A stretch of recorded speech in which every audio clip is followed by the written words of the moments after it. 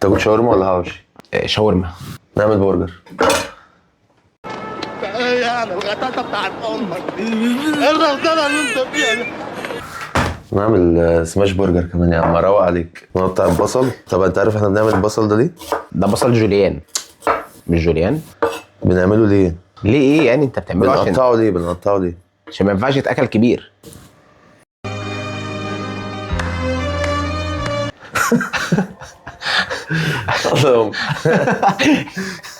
يعني ايه بتقطع البصل ليه يعني؟ هو ايه السؤال الغبي ده؟ هنكرمل البصل. هنكرمله ليه؟ ما انا بسألك عشان كده. هتكرمله ليه؟ لنفسك. انت هتعمل ايه؟ سماش برجر. انت هتعمل بصل بتاع ده؟ ايه انت فاهم حاجه؟ لا بس عشان يبص لي وبعدين ننزل بحتة زبدة، ننزل بالبصل، نجيب اللحمة. هات منديل قبل اللحمه معلش عشان عمال لايف. عايز منديل؟ لا.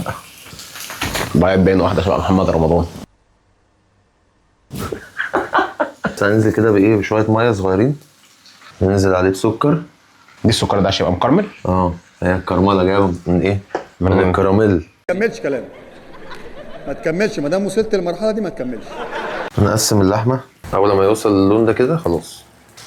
مكعبين زبدة، حمص العيش، ننزل على أي طاسة ورق زبدة، أي حاجة نضغط بيها بقى.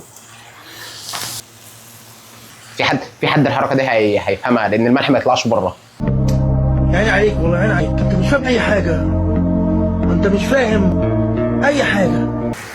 مايونيز عليه خيار مخلل كده فرمينه صغير، حط خس، الله، ندي رش فلفل اسود، ننزل بالشيدر. اي غطا عندكم او ايه يعني ممكن ايه نتصرف. بسم الله.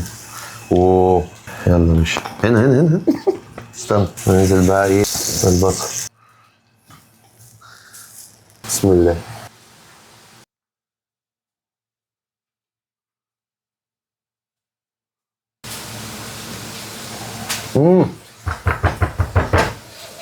جامد. انت بتتغدى فعلا. جامد قوي. بسم الله. والله العظيم قسما بالله مش مجامله بصراحه. جامد جدا والله. ما تسيبه انت مش روح دقته. هناك شويه. هو حلو جدا بصراحه، يعني في شخص انا نفسي يخليه يدوق. نوجه تحياتنا لحسام ابو الريش، فاتوا النهارده.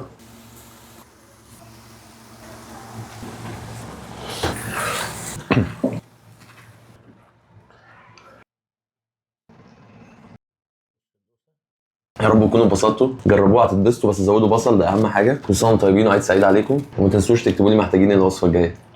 سلام.